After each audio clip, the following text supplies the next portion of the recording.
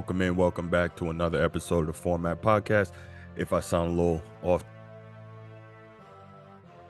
been drinking some tea trying to get this right, but still got to go ahead and give you all what you need, all right? But first, before we get started, you know what we got to do. Go ahead, click that like, that subscribe, and that notification bell on your screen so you know when new episodes of the show are coming out. If you want the audio-only version of the podcast, we're available anywhere you get your audio podcast. Please go ahead, leave us a comment, whether it's here on YouTube or leave us a comment on your audio platform. Also, give us that 5-star review. It helps us rise in the algorithm, helps more sports fans find us, and helps us find more sports fans. Finally, if you enjoy the show, like the out-of-the-box thinking and not all the other sports, make sure you share it with other people who you know might enjoy the same thing. All right, let's get to it. So, you know by the title of this show by now, we're going to talk Ime Udoka and the possibility of him becoming the next head coach of the New Jersey, that shows you how old I am, right? Of the Brooklyn Nets. This is all a crazy situation, man. This is a crazy situation. And how I'm going to start is consensual. The word consensual. All right, you can see it right there on your screen. Consensual. What does consensual mean? Consensual means existing or made by mutual consent without an act of writing. Okay, consensual. Basically, both parties involved in something agreed to do it, right? Why am I telling you about consensual? Because as we all know, unless you're under an NBA rock, Ime Udoka was suspended for the entirety of this season by the Boston Celtics, the team that he just took to the NBA Finals as the head coach of them last year, for violating a workplace rule. And basically, from what we know, from what's been reported, he basically had a consensual relationship with a woman in the Celtics organization. Now, Ime Udoka is getting excoriated by a lot of people in the media, namely a lot of women, one of which is Malika Andrews of ESPN. Let's take a second and go ahead and listen to what she has to say. It's not lost on me that Ime Udoka has done incredible things with the Boston Celtics. But it just seems like if we're having this conversation about Ime Udoka being hired by Brooklyn, where he was an assistant coach, accountability is the word I keep coming back to. Where is the accountability to women in the NBA? Now, this is crazy, right? And why do I think it's crazy? The first thing is I gave you the definition of consensual, and there's a reason I did that. Again, both parties involved had to mutually agree, right?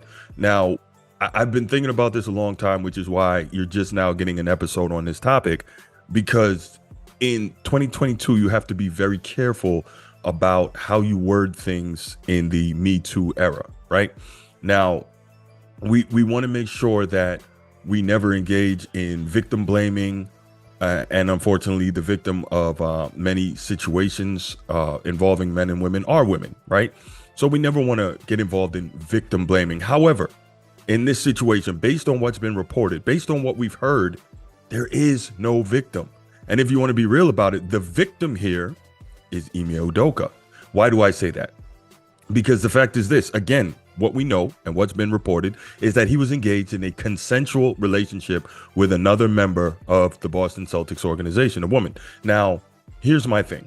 We understand that he violated workplace rules for that organization. So whatever punishment that he received, if that's within the purview of that organization, then so be it. He was wrong for violating that rule. We get it. My question is this. Since it was a consensual relationship and he did not, as far as we know, victimize the woman, why is her identity being kept secret? Why does no one know who she is, right? No one knows. And meanwhile, he's getting dragged, and then he finally gets an opportunity. He looks like he may very well be the next coach of the Brooklyn Nets, and you have people in the media still dragging him as if he murdered someone. He didn't. He didn't commit any crime. He violated a rule in that organization, the Boston Celtics workplace environment. That's what he did. Now, whatever violation it was severe enough for them to feel that they had to suspend him for an entire year, right? But we can't speculate on what it was, right? Nor can someone else speculate on what it was, because we just don't know. But again, based on what we know and what was reported, all he did was violate a rule. So now the situation is this. Again, why is it his identity can be out there? He can be dragged through the mud. The identity of the other party involved, we can't even say accuser, because what? He wasn't accused of anything, right? He was engaged, again, in a consensual workplace relationship. Why can't the identity of the woman be revealed? Why? And why is it okay for so-called journalists to be out here and excoriating this man, dragging him through the mud, right?